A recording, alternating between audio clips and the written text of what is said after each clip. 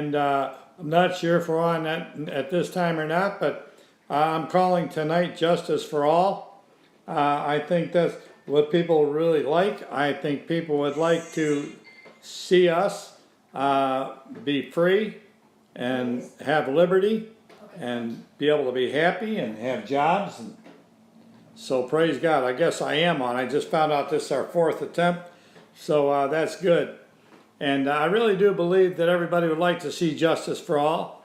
I think that in America that's what people are looking for. But I think Christians are looking for more. We want to get God into the equation. And we're praying for God to get into our national consciousness again. It used to be one nation under God, indivisible, with liberty and justice for all. And I like that. I think that was awesome. I think it was a great confession. I think it was a great model for us. As a country, I think we lived by it for many, many years, and we overcame many, many obstacles. And we ought to celebrate all the things that we've overcome instead of celebrating the things that one or two or three or 5 or 10 or 20 individuals might feel like or been driven to believe they have been wronged in.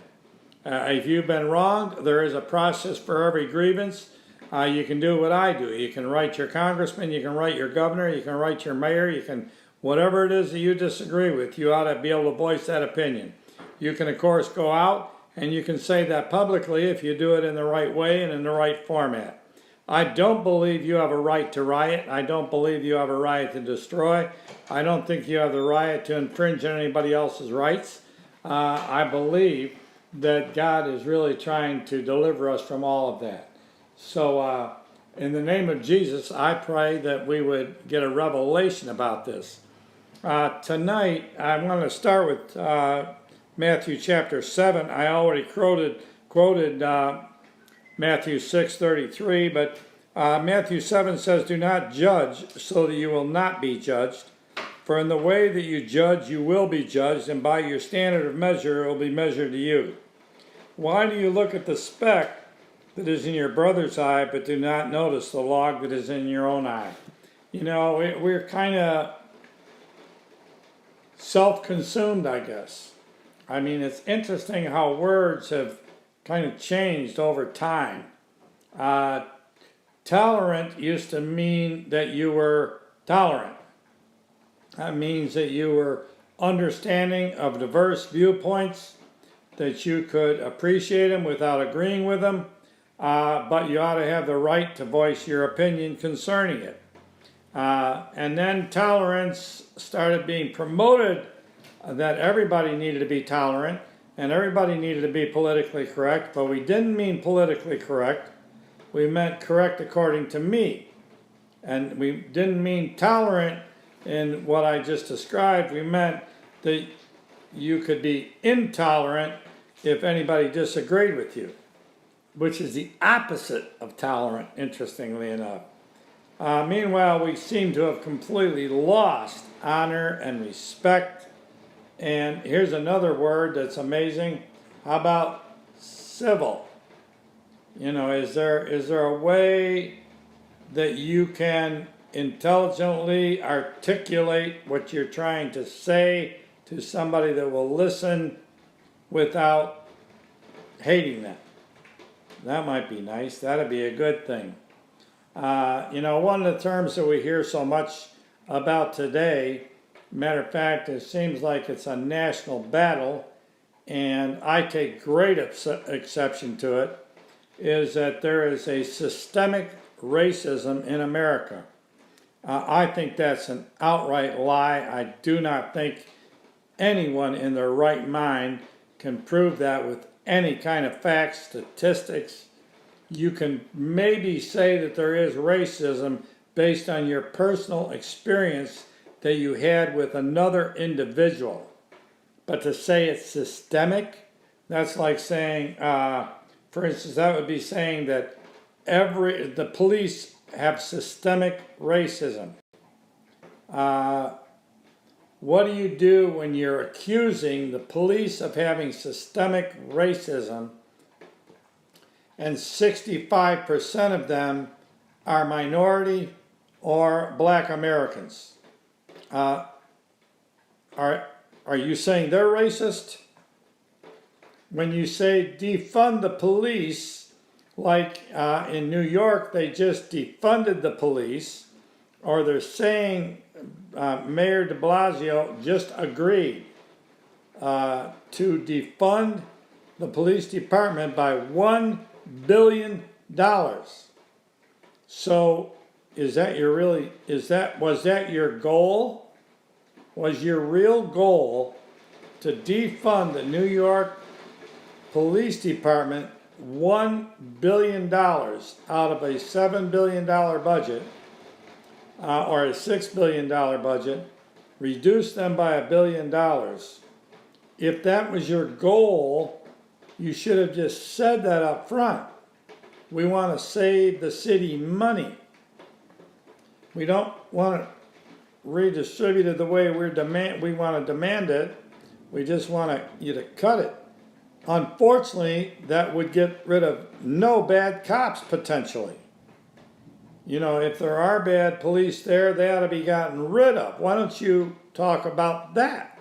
Why don't we talk about getting rid of anybody that you find, no matter what color they are, that is racist, and get rid of them? But that's not systemic.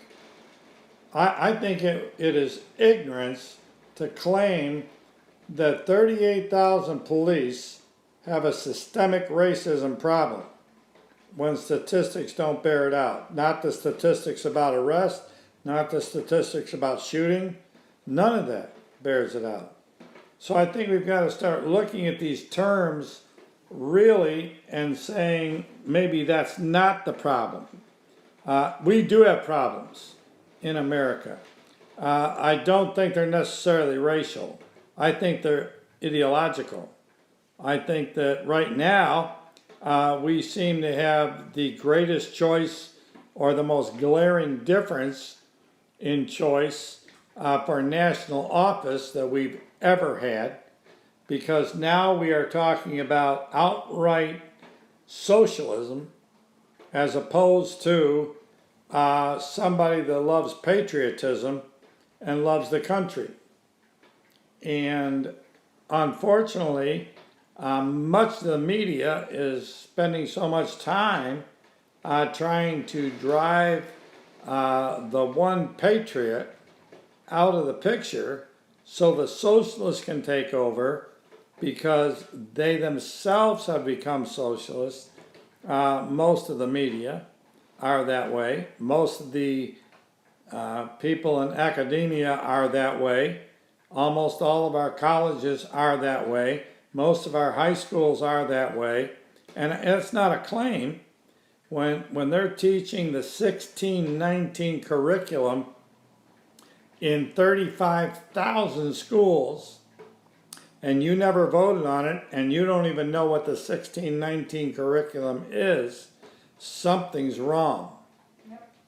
And I think that that's another issue entirely, and I don't want to deal with that tonight, but that's a systemic issue. It's not a racism issue. It's a systemic issue using racism as an excuse to drive a certain belief system and gain control. So that is an issue today, and I think that we need to look at that in a real way. Do we need Congress fixed? Yes. Is that a race issue? No.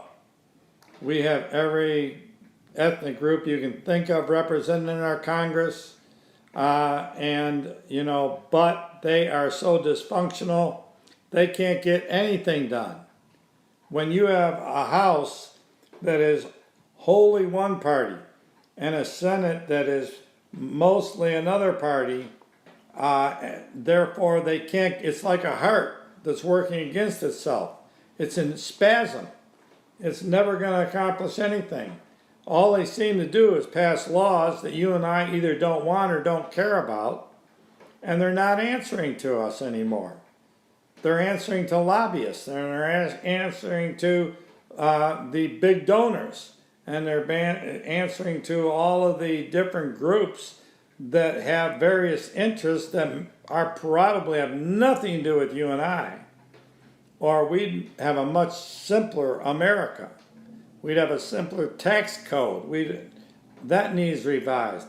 Our healthcare system still desperately needs to be revived. It's amazing to me that they thought revising the healthcare system meant have the government pay for everything. That is the stupidest. That's socialization. That's socialized medicine. That means you're not. Look at England. Look at Europe. Look at all the places where they've already done that. And ask yourself, is that what you want? Because I know people all over Europe, and they don't like it. And they wait 3 or 4 months to get any kind of help whatsoever. And it's tragic. And we don't. But that's because we don't have that kind of a system right now. I'm not saying what we've got is good. I think we've got to get costs down. I think we've got to get this thing under control. And we've got to stop letting the pharmaceutical companies advertise on television drugs that they should not any citizen be able to legally get. Except now, you don't need a doctor. You call a number, they'll prescribe whatever you want, and you can get it sent to you. And so you can self-medicate. And I don't think that's working very well either. So I think we need to deal with that. We need to deal with the fact that our judicial system is a judicial system. I'm so old, I remember it was a justice system. And when there was somebody that was criminally wrong, and if they got found not guilty, we all knew it and we all screamed about it. And there was always corruption. But why don't we drive out the corruption and not destroy the system? Today, the lawyers are driving everything, and the courts are bogged down, and we're in violation of the Constitution because everybody is supposed to have a right to a speedy and fair trial. Speedy. Wow. We know that George Floyd was killed. Do you know when that court date is? That's right, next March. Wow. How much time does it take to put together the evidence and or even the defense? So whatever that might be. So I think we've got judges that have got to get fixed. We've got a legal system that needs to get fixed. We have a Congress that needs to get fixed. We have police that need to get fixed. But that's just another part. That's not the whole thing.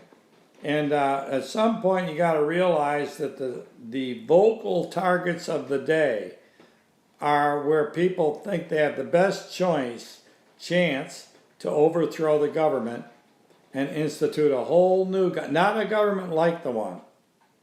If this gets thrown over, if America loses this year and this government changes, it will not be subtle. It will be major. It will be the last real change that you'll ever see. Because now one party will just take over and it'll be socialism, and the government will grow and grow and grow, and you will find yourself paying more every year until you're up equal to Sweden at 80% of your income. And that's not where I want to go. I hope it's not where you want to go. So I think that another thing, there's two things I'd like to talk about just real briefly because I don't have much time. One is, I guess they're both the same. COVID-19, if you're, and I hope you're actually not watching the news, but if you do watch any news or hear any news or people talk to you, man, there is fear. So those are the two things, COVID-19 and fear. Because now we're back to COVID-19. We're not rioting. So now that there's no rioting, all of a sudden, man, we've got to clamp down on this thing, because look at all of the new cases of COVID-19 that we're finding.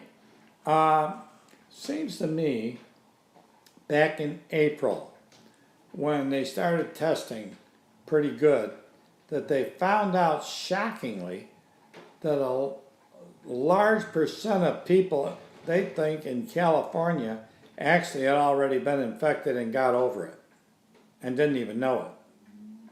So why does it surprise us that now that we're testing 27 million people, that's a lot of people, why do we think that we're not going to see a lot of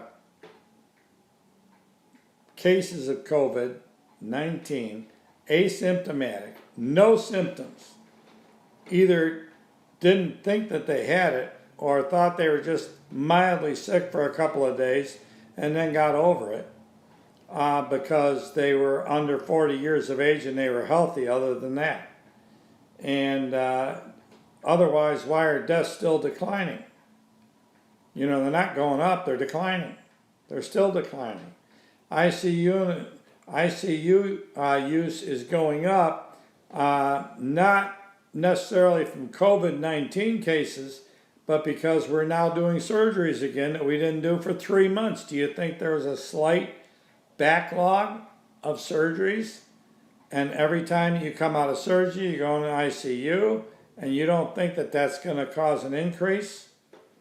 And when they say there were 40,000 new COVID cases, which I don't think they've said, but I'm going to pick a large number, how many of those are asymptomatic? How many of those are able to transmit it? Because we were told, the science told us a month ago, that if you were asymptomatic, you couldn't transmit it.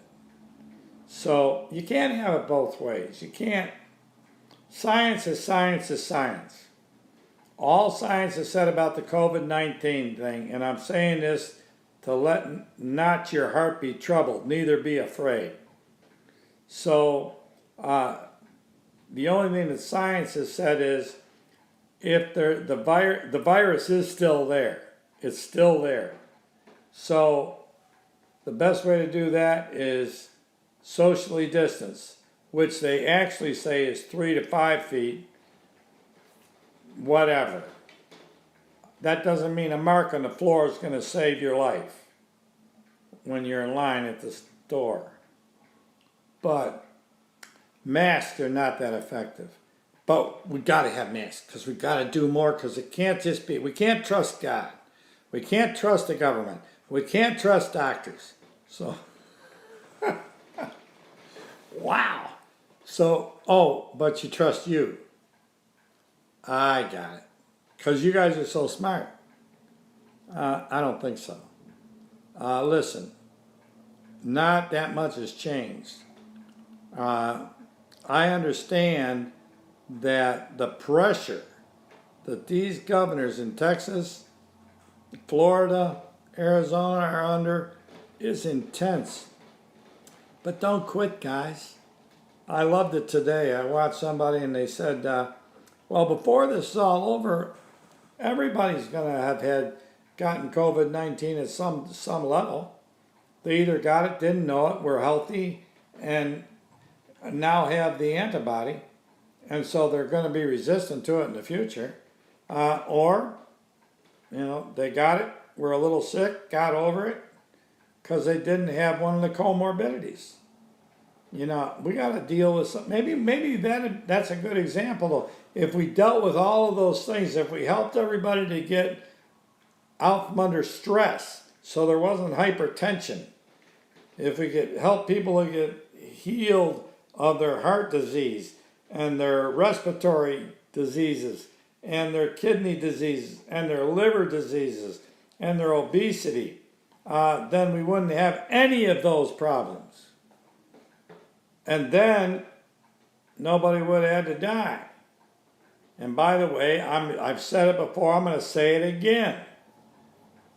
If you're telling me 125,000 people died of COVID-19 in this 4-month period of time in which this has been going on, how many people normally die in that period of time?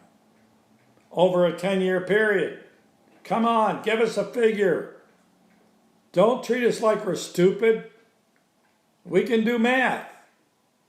And somebody else said that right now, most people that got COVID-19 so far this year said it was no worse than an average flu.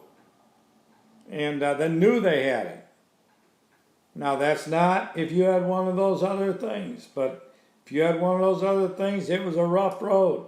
And people have lost people. And I lost a sister-in-law during this period of time in a nursing home in New York. Oh my God. I don't even want to talk about that. But, you know, that doesn't change anything. So let not your heart be troubled, neither be afraid. The Lord our God is with us wherever we go.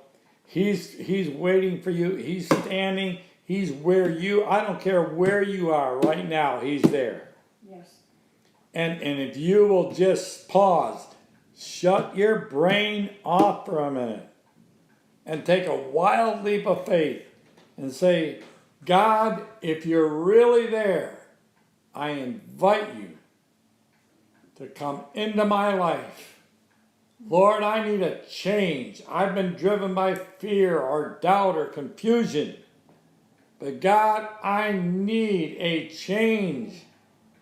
And I am ready to change. I do not like all the wrong things that I have done. Please forgive me. Come in and change my life. You know what? If you believe that, He really will. And here's how you'll know it.